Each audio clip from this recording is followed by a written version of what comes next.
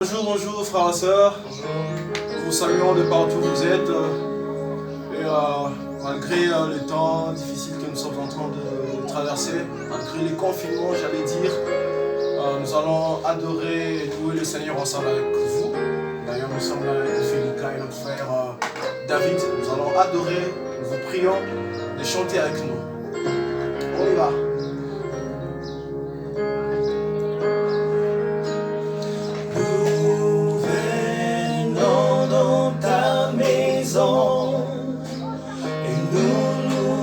Assemblons pour t'adorer. Nous venons dans ta maison et nous nous assemblons pour t'adorer.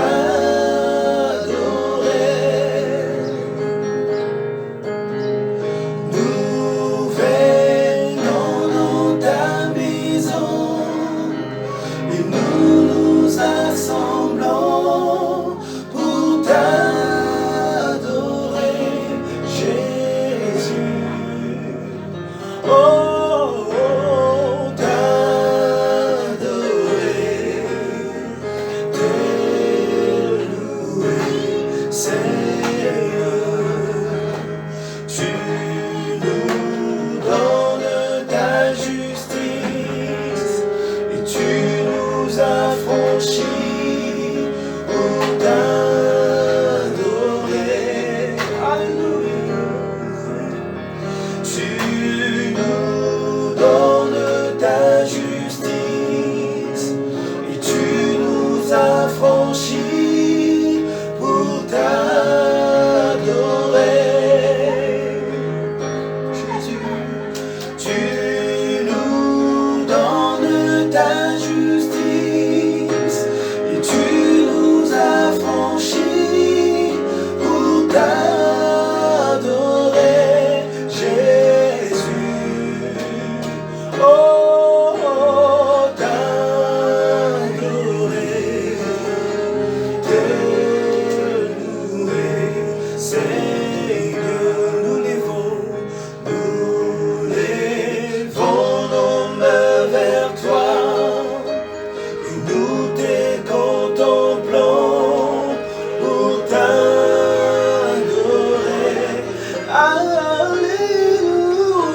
Nous levons nos mains vers toi et nous te contemplons pour t'adorer. Jésus. Nous levons nos mains vers toi et nous te contemplons pour t'adorer, Jésus. Oh, oh, t'adorer, alléluia, te louer, Seigneur. Pour t'adorer, te louer, Seigneur. Pour t'adorer, Seigneur, t'adorer, te louer, Seigneur.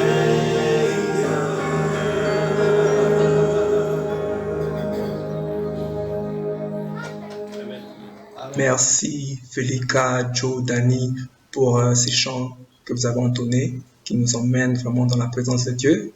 Bonjour frères et sœurs, je m'appelle Lalou et nous sommes l'Église de Christ international de Kinshasa. Je voudrais juste dire bienvenue pour notre culte en ligne du 26 avril 2020. Nous allons commencer d'abord par une prière et je vais d'abord lire un psaume, c'est psaume 107, versets 31 à 36. Il dit « Qu'il loue l'Éternel pour sa bonté et pour ses merveilles en faveur des fils de l'homme. Qu'il exalte dans l'assemblée du peuple, qu'il le célèbre dans la réunion des anciens.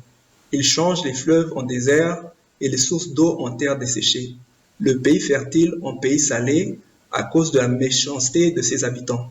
Il change le désert en étang et la terre aride en source d'eau. et il y établit ceux qui sont affamés. Il fonde une famille pour l'habiter. Ok, les frères, prions. Frères et sœurs, prions. Seigneur, nous te remercions pour ta parole que tu nous as permis de lire. Et oui, c'est comme elle confirme encore une fois comment tu es souverain sur tout ce qui se passe, parce que c'est toi qui changes un désert en cours d'eau et qui change un cours d'eau en désert, Seigneur. Tu es le maître des temps et des circonstances. Et oui, Seigneur, et tu pourvois aux besoins de tes enfants. Nous te remercions, Seigneur, pour la grâce que tu nous donnes de pouvoir encore nous réunir une fois encore ici, ensemble, même si on n'est pas là physiquement, mais nous sommes ensemble dans le même esprit à cause du Saint-Esprit que nous partageons ensemble. Nous prions, Seigneur, que tu contrôles vraiment tous les aspects de ce culte, que tu t'empares de tout le monde qui va intervenir, et aussi que ton Saint-Esprit puisse travailler dans nos cœurs pour pouvoir comprendre les paroles que nous allons partager, et que nous puissions les mettre en pratique, Seigneur. Aide-nous à rester encouragés et à voir les choses de ta manière, parce que tu es en contrôle de tout. Encore une fois, nous te remercions pour ce temps que nous passons ensemble. Nous allons prier tout ça dans ton Fils Jésus-Christ. Amen.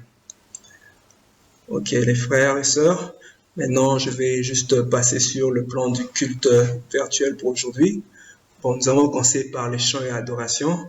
Ça a déjà été fait par la chorale. Mot de bienvenue et prière d'ouverture, c'est ce que je viens de faire. Et nous allons faire les annonces très bientôt. Après, il y aura le message par notre frère Max. Le message et le repas du Seigneur, ce sera par lui. Et après, je vais revenir pour la collecte et les dons pour les plus vulnérables. Et après ça, nous aurons la prière de clôture qui sera faite par moi. Bon, comme vous savez, nous continuons avec nos cultes virtuels à cause de la situation de Covid-19. Et nous avons les cultes dimanche, c'est 9h, comme aujourd'hui, et chaque jeudi à 18h. Bon, les prières que nous avons pour aujourd'hui sont, nous allons prier pour Maman Mado, la femme de notre frère Rupin, Tumba, qui est malade, et aussi prions toujours pour notre sœur Mado Mandiangu, qui est malade. Ok, je vais prier. Seigneur, tu te soucies de nous, tellement parce que tu es un Père qui a de la compassion, et tu ne veux pas que nous soyons malades, Seigneur. Alors, nous te remettons tes filles entre tes mains, et même d'autres personnes aussi qui ont des cas, peut-être que nous ne sommes pas au courant. Seigneur, nous prions que tu étendes ta main sur eux pour qu'elles soient totalement rétablies et que nous puissions communier ensemble, même peut-être pas encore physiquement, mais communier ensemble juste en sachant qu'elles sont en bonne santé. Nous te remercions pour tout, nous te remercions d'avance, Seigneur, parce que nous savons que tu as écouté notre prière. Tout ça au nom de ton Fils Jésus-Christ, nous allons prier. Amen. Ok, maintenant nous allons passer à quelques annonces. Et comme vous savez que nous sommes toujours en période de confinement, je voudrais juste vous rappeler de certains gestes barrières que nous devons continuer à mettre en pratique, parce que c'est pour nous protéger nous-mêmes, mais pour protéger aussi ceux qui sont autour de nous. C'est-à-dire, la première chose, c'est le lavage fréquent des mains avec du savon, comme on dit, pendant au moins 30 secondes. Il y a aussi la désinfection des mains avec du gel à base d'alcool, si vous n'avez pas le savon. Il y a le port du masque obligatoire dans les lieux publics, selon les règles du pays. Il y a aussi, nous devons garder nos distances sociales de moins de 1 mètre, et nous devons éviter les grands rassemblements, éviter les déplacements inutiles parce que ça nous met à risque. Et maintenant, on parle aussi, si vous êtes à risque ou malade ou vous pensez être contaminé, faisez-vous tester et aussi se confiner volontairement. C'est-à-dire, ça vous protège vous-même parce que vous pouvez être pris en charge, et aussi ça protège ceux qui sont autour de vous. Ouvrez vos cœurs pour ce que Dieu veut lui enseigner. Nous enseigner par lui. Ok. Merci. Bonjour frères et sœurs, c'est Max Laplanche avec vous aujourd'hui dimanche 26 avril pour notre culte de dimanche. C'est un privilège encore que c'est pour moi de pouvoir partager avec vous la parole. Et aujourd'hui, nous allons continuer notre étude sur la foi, la persévérance dans la foi, et que nous avons commencé depuis à peu près 2 semaines avec Bavon, le pasteur Moses et Jean-Claude. Et aujourd'hui, nous allons travailler sur Jacques chapitre 1er, verset 12. Et le titre de mon message s'appelle « La foi vive ». Ah, qu'est-ce que c'est? Foi vive 2020. Alors, le passage que nous allons lire, c'est au Heureux l'homme, Jacques 1er, verset 12. Heureux l'homme qui tient ferme face à la tentation, car après avoir fait ses preuves, il recevra la couronne du vainqueur, la vie que Dieu a promise à ceux qui l'aiment. Ça vient de la version du Semeur. Alors, le livre de Jacques, c'est un livre extraordinaire, parce que Jacques étant le demi-frère de Jésus, il a passé peut-être son enfance à étudier la Bible aussi, la Torah avec son frère Jésus. Donc, il est très familier avec les proverbes et les psaumes et tout ça. Et aussi, il a passé du temps avec Jésus et il est aussi très familier avec les béatitudes, le sermon sur la montagne, et de Matthieu 5 et à 8. Donc, le livre de Jacques, c'est comme si c'est une combinaison entre les béatitudes, entre la vie de Jésus et les proverbes. Et alors, le verset 12 commence par « Heureux l'homme ». Ça fait référence directement aux béatitudes quand Jésus dans Matthieu 5 dit « Heureux les débonnaires » et « Heureux » et plusieurs fois ceux qui sont purs en esprit, « Heureux, heureux, heureux, heureux, heureux ». Et il commence aussi par « Heureux ». Alors, il nous dit que le bonheur et les bénédictions viennent avec un homme qui sait se tenir ferme face à la tentation.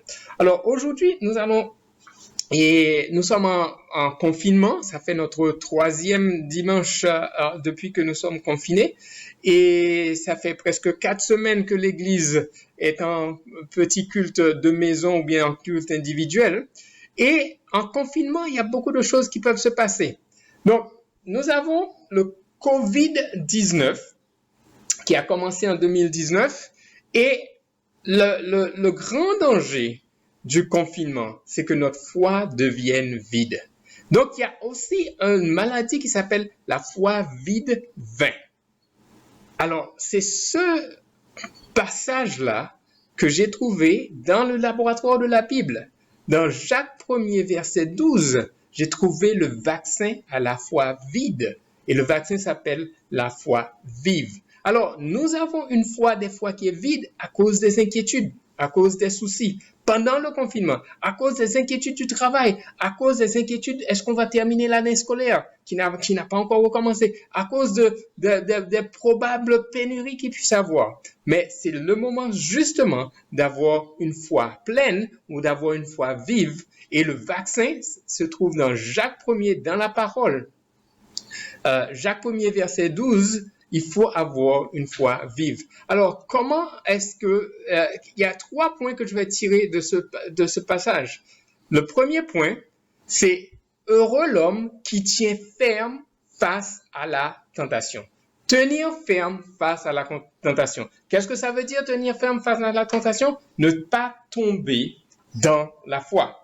C'est justement là que souvent, certaines personnes sont inquiètes et leur foi diminue. Certaines personnes deviennent tentées au moment des inquiétudes et leur foi peut diminuer s'ils tombent dans la tentation. Et la Bible nous dit qu'il faut tenir ferme. Il y a une bénédiction à tenir ferme, à ne pas tomber dans la foi, parce que si nous le faisons, nous allons avoir une couronne à la fin. Amen. Donc, il faut prendre garde de rester spirituel dans toutes les circonstances de notre vie. Amen. Et la spiritualité n'est pas notre nature naturelle, mais pourtant, elle devrait devenir notre seconde nature, surtout dans ces temps de confinement. C'est le temps de passer plus de temps dans la parole de Dieu. On n'a pas à perdre le temps dans les embouteillages parce qu'il y a beaucoup moins d'embouteillages. On n'a pas à perdre le temps de sortir Maintenant, il faut prendre le temps de dépendre sur Dieu et de développer notre foi. Amen. Ça, c'est notre premier point, garder une foi et tenir ferme dans la foi. Et ce point-là a un autre petit point qui s'appelle ne pas abandonner la foi. Peu importe les circonstances, peu importe les tentations, peu importe les difficultés, qu'importe que tu sois seul, qu'importe que tu sois dans la communion fraternelle à distance, mais c'est le moment de tenir ferme. Amen. Nos convictions ne doivent pas diminuer parce que nous sommes en confinement. Nos convictions ne doivent pas diminuer parce que nous avons des tentations. Au contraire, pendant qu'il y a des tentations, c'est le moment de persévérer dans notre foi. Amen.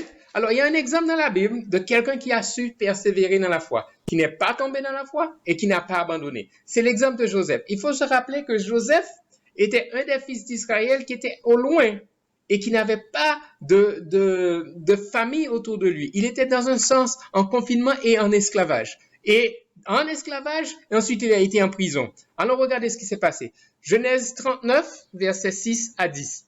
Joseph était un bel homme, ayant un beau visage. Après ces événements-là, la femme de son maître porta les yeux sur lui et lui dit « Couche avec moi ». Est-ce que ça, c'est une tentation? Oui, c'est une tentation. Nous sommes exposés aux tentations parce qu'il n'y a pas d'œil sur nous, il n'y a pas de communion fraternelle, il y a beaucoup de gens qui ne sortent pas, il n'y a rien qui se fait. Eh bien, il y a des frères, il y a des sœurs qui peuvent être tentés. Dans le voisinage, on peut avoir des tentations parce qu'on ne fait rien d'autre que de se lamenter sur soi-même. On ne fait rien d'autre que rester à la maison des fois. Et c'est justement le moment de ne pas laisser la tentation venir frapper à notre porte. Alors, qu'est-ce que Joseph a fait? Il refusa et dit à la femme de son maître, « Mon maître ne me demande compte de rien dans la maison. Il m'a confié tous ses biens. Lui-même n'a pas autorité sur moi que moi. Ici, il ne m'a rien interdit, excepté toi parce que tu es sa femme. Comment pourrais-je et commettrais-je un acte aussi mauvais et pécherais-je contre Dieu? » Ce qu'il y a, c'est que la foi implique la présence de Dieu à côté de nous. Ça veut dire notre piété. Donc, Joseph avait une piété qui, malgré le confinement de l'exil, malgré le confinement de l'esclavage, il était connecté à Dieu. À nous aussi de rester connectés à Dieu. Après jour, elle revenait à la charge. C'est intéressant, cette version dit qu'elle revenait à la charge. La tentation ne s'arrête pas facilement, sauf si nous faisons l'effort de rester dans la parole de Dieu et de nous préserver, de ne pas tomber et de ne pas abandonner. Mais Joseph ne voulait pas l'écouter, refusant de coucher à côté d'elle et d'être avec elle. Il était radical. Donc, quand la tentation vient devant toi, il faut être radical et l'esquiver et partir et fuir. Nous connaissons le reste de l'histoire. Le deuxième point, et je retourne à Jacques 1er, mon verset clé, c'est « Heureux l'homme qui tient ferme à la tentation, car après avoir fait ses preuves, il recevra la couronne du vainqueur, la vie que Dieu a promise à ceux qui l'aiment, après avoir fait ses preuves. » Donc, le deuxième point, c'est de faire ses preuves dans la foi. Les tentations, petit point, les tentations sont là pour nous éprouver. Les tentations nous éprouvent. 2 Corinthiens 13, verset 15. Faites donc vous-même votre propre critique. Examinez-vous et éprouvez vous-même, selon la version du Semeur, pour voir si vous vivez dans la foi. Ne reconnaissez-vous pas que Jésus-Christ est en vous? Alors souvent, on oublie que Jésus-Christ est en nous. On oublie que nous sommes le temple du Saint-Esprit et nous tombons dans la tentation.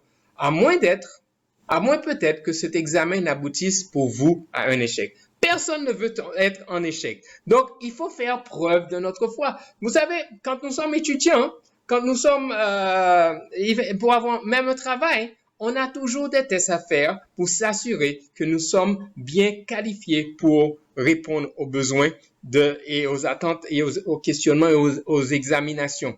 Alors, il faut qu'on soit prêt à s'examiner soi-même parce que les tentations vont nous examiner. Les tentations vont nous éprouver pour savoir si nous allons faire preuve de foi dans ce moment-là. Est-ce que tu es encore dans la foi? C'est pas une affaire de est-ce que tu es dans la communion fraternelle, est-ce que tu es encore dans la foi. Il y a des frères qui, excusez-moi, mais des fois c'est incroyable. C'est comme si on a disparu au moment du confinement, mais c'est pas possible. Est-ce que vous êtes encore dans la foi? Mais les tentations sont là pour nous éprouver. À la fin du COVID-19, on va savoir qui est disciple et qui n'est pas vraiment disciple, qui est resté disciple. Mais c'est aujourd'hui que chacun de nous va pouvoir faire sa preuve de foi et son examination personnelle pour savoir s'il est dans la foi. Alors, le petit point encore d'en faire ses preuves de foi, il ne faut pas faire de compromis dans notre foi devant les tentations. Galates 6, versets 8 à 9. Celui qui sème pour satisfaire ses propres désirs d'homme livré à lui-même récoltera ce que produit cet homme, c'est-à-dire la corruption. Mais celui qui sème pour l'esprit moissonnera ce que produit l'esprit, la vie éternelle. Faisons le bien sans nous laisser gagner par le découragement, car si nous ne relâchons pas nos efforts, nous récolterons au bon moment. Encore, il y a des promesses si nous ne semons pas les mauvaises graines. Dans le moment de confinement, quel est le type de fruit que tu portes? Est-ce que tu portes le fruit qui va donner lieu à la destruction ou bien est-ce que tu vas porter le fruit qui va donner lieu à la vie éternelle? Amen. Alors, la troisième chose, c'est que les tentations ne seront jamais au-dessus de nos forces. C'est toujours dans le point 2, faire preuve de nos tentations. La Bible nous dit dans 1 Corinthiens 10, verset 13, et ça c'est une de mes écritures favoris, aucune tentation ne vous est survenue qui n'ait été humaine. Et Dieu, qui est fidèle, ne permettra pas que vous soyez tentés au-delà de vos forces. Mais avec la tentation, il préparera aussi le moyen d'en sortir afin que vous puissiez la supporter. Quelle que soit la tentation, elle ne sera jamais au-dessus de tes forces. Tu sais, si nous tombons dans la tentation, c'est parce que nous avons abandonné la foi. Donc, il nous faut le vaccin qui s'appelle la foi vive 20 pour ces temps de confinement. Amen. Alors, moi, je me rappelle un exemple personnel. J'ai eu un poste, et à l'époque, j'avais 29 ans. Un poste qui avait beaucoup de pression et beaucoup de tentations, et des tentations financières, des tentations de colère, des tentations où je gérais les stocks d'un aliment pour bétail dans un pays où il y avait une grande rareté et la corruption était énorme et qui pouvait arriver. Et moi, je suis resté fidèle, sachant que je suis chrétien. Je ne suis pas tombé dans la tentation et la corruption et j'ai évité de tomber, de perdre mon sang-froid et parce que ça m'est arrivé une fois d'être tellement énervé à gérer cette histoire-là que j'ai explosé sur un client. Et ensuite, je me suis rendu compte de mon erreur et j'ai dit, je vais veiller sur moi-même parce que je suis un chrétien. Veiller sur moi-même vis-à-vis de la corruption, veiller sur moi-même vis-à-vis de la tentation de l'excitation. Eh bien, qu'est-ce qui s'est passé? Après 2 ans de travail continu, eh bien, on m'a offert le poste de directeur commercial. Eh bien, moi, je ne m'attendais même pas à ça. Je revenais des couches de Karine et on me dit, OK, ton prédécesseur qui était dans la corruption, qui avait fait plein de choses, eh bien, voilà, on l'a remplacé et on aimerait que tu sois responsable de ça. Moi, j'étais comme Joseph, avec mon petit job à faire ce que je faisais, et je le faisais du mieux que je fais avec l'intégrité. Et finalement, Dieu a vu, il a voulu me récompenser, il m'a donné un poste qui m'a permis par la suite d'avoir une très bonne vie. Amen. Donc, les tentations ne seront jamais au-dessus de nos forces. Est-ce que tu es en train de surmonter tes tentations? Troisième point, il faut travailler pour mériter notre couronne. Jacques 1, verset 12, il nous dit, heureux l'homme qui tient ferme face à la tentation, car après avoir fait ses preuves, il recevra la couronne du vainqueur. La couronne du vainqueur, 2 points, la Bible explique la vie que Dieu a promise à ceux qui l'aiment. Quelle est cette vie que Dieu a promise? La couronne du vainqueur, quelle est cette récompense? C'est la vie éternelle. Vous savez, à vaincre sans épreuve, on triomphe sans gloire. Il y a quelqu'un qui a dit ça. Alors, aujourd'hui, il faut travailler notre foi. Il faut développer notre foi. Et 1 Timothée 4, verset 8, exerce-toi à la piété, car l'exercice corporel est utile à peu de choses, tandis que la piété est utile à tout, ayant la promesse de la vie présente et de celle qui est à venir. Donc c'est très important pour qu'un jour on puisse aller à la vie éternelle, qu'on s'exerce à la piété. Chaque exercice que nous faisons pour résister à la tentation, pour développer notre foi et pour s'assurer qu'on reste ferme dans le Seigneur, chaque exercice que nous faisons, nous nous assurons que la promesse de la vie éternelle sera possible dans notre vie. Amen. Alors, retournons. Jacques 1er, verset 12. Heureux l'homme qui tient ferme face à la tentation, car après avoir fait ses preuves, il recevra la couronne du vainqueur, la vie que Dieu a promise à ceux qui l'aiment. En conclusion, nous rappelons tous les points. Il faut tenir ferme face à la tentation. Il faut faire ses preuves. Il faut travailler pour mériter notre couronne. Et Jésus-Christ a aussi travaillé pour mériter sa couronne. Allons voir dans Matthieu 27, versets 39 à 43. Les passants l'injuriaient et secouaient la tête en disant « Toi qui détruis le temple et qui le rebâtis en 3 jours, sauve-toi toi-même. Si tu es le Fils de Dieu, descends de la croix. » Les principaux sacrificateurs, avec les scribes et les anciens, se moquaient aussi de lui et disaient « Il a sauvé les autres, mais il ne peut se sauver lui-même. S'il est roi d'Israël, qu'il descende de la croix et nous croirons en lui. Il s'est confié en Dieu, que Dieu le délivre maintenant, s'il l'aime, car il a dit « Je suis le Fils de Dieu ». Alors cette écriture-là nous montre que Jésus lui-même a été tenté plusieurs fois de descendre de la croix. Mais il n'est pas descendu de la croix. De la même manière, nous sommes tentés plusieurs fois de descendre de notre propre croix, c'est-à-dire d'arrêter de vivre et de porter notre croix tous les jours. Pourquoi est-ce que nous n'allons pas descendre de la croix? Parce que nous avons une couronne de vie qui nous attend. Alors Jésus-Christ, il a tenu ferme face à la tentation, il n'a pas abandonné, il a fait ses preuves et il mérite la couronne de gloire.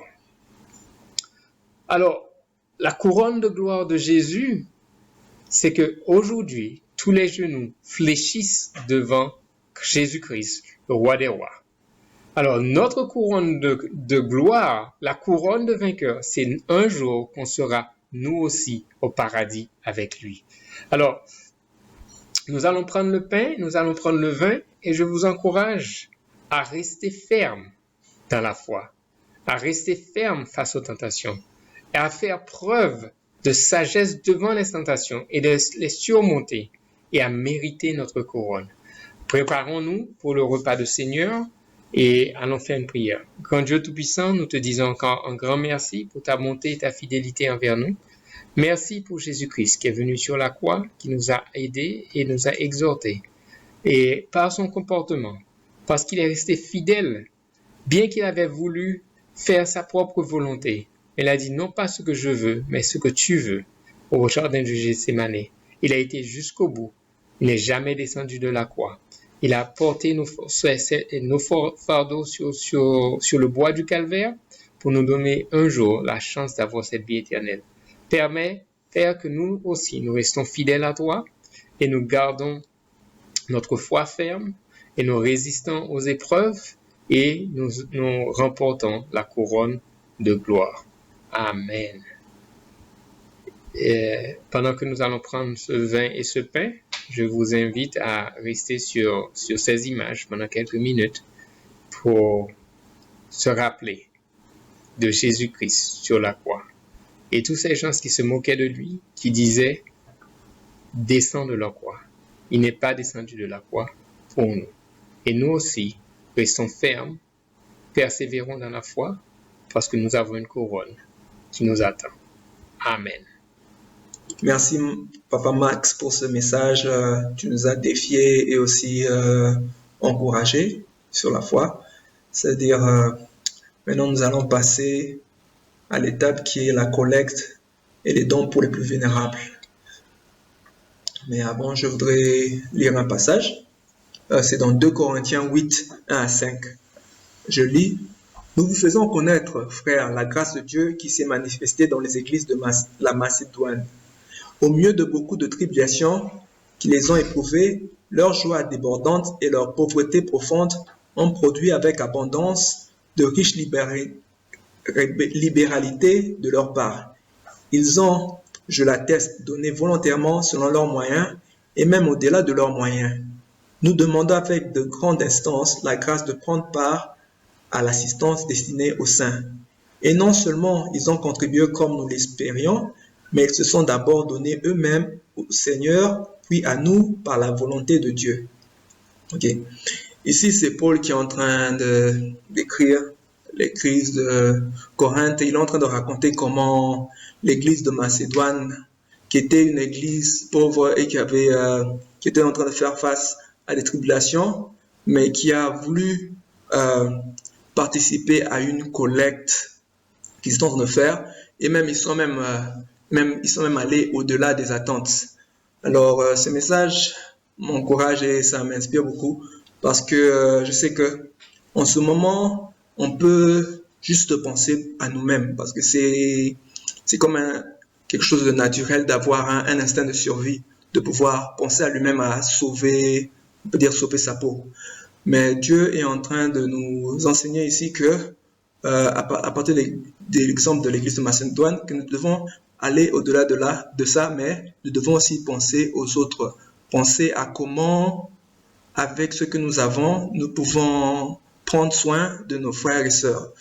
C'est-à-dire l'église de Macédoine, c'est vrai qu'il y avait des défis, leurs moyens étaient limités, mais ils ne sont pas focalisés sur ça. Ça ne nous a pas dit, c'est pas dit parce qu'ils étaient, on peut dire, pauvres comparés à d'autres personnes qu'ils devaient être égoïstes. C'est-à-dire, ils ont donné aussi. C'est-à-dire, ça m'encourage beaucoup, personnellement. Et je sais que, si je dois parler de moi-même aussi, que quand la Covid a commencé, c'est que j'étais vraiment focalisé sur moi-même, essayer de voir comment les choses vont évoluer. C'est que j'avais pas donné signe de vie pendant une semaine parce que j'étais en train de regarder plusieurs choses, essayer de me connecter par l'internet, comment je vais travailler, tout ça. Mais à la fin, oui, quand j'ai vu les frères, même Max a toujours essayé de savoir comment j'allais, tout ça, il m'appelait.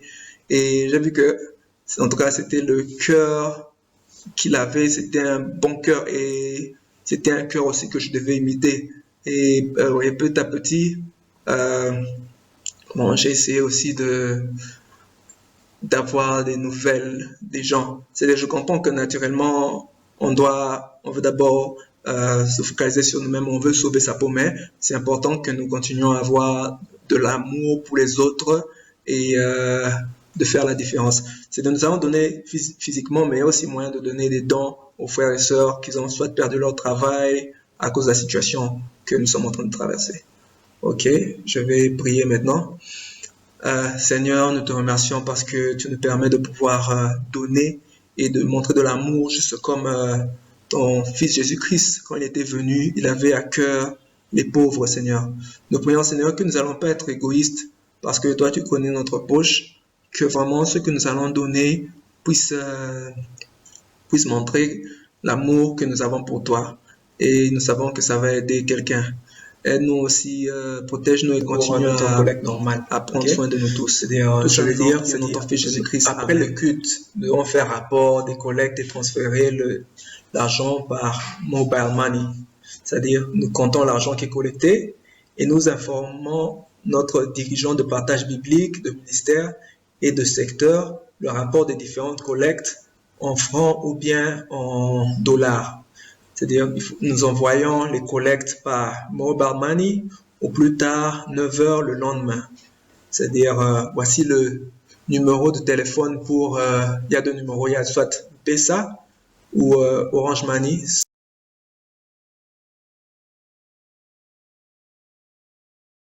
Je prie. Seigneur, nous te remercions d'avoir été avec tout le monde qui ont intervenu à ce culte. Nous te remercions pour ton Saint-Esprit qui a vraiment travaillé d'une façon exceptionnelle. Nous prions, Seigneur, que nous allons vraiment mettre à cœur tous les défis qui nous ont été donnés. Nous allons nous efforcer, nous allons les relever pour ressembler à ton Fils Jésus-Christ, pour aller encore plus haut, Seigneur, dans notre relation avec toi. Nous prions encore une fois pour nos deux sœurs, Mado. Nous prions Mado Tumba et aussi Mado Mandiangu. Mais je voudrais aussi ajouter, nous prions aussi pour notre sœur Lucilita, qui ne se sent pas bien. Nous prions que tu étendes ta main de guérison sur elle. Et aussi pour tous nos autres frères et sœurs dont toi-même tu connais leur situation, Seigneur.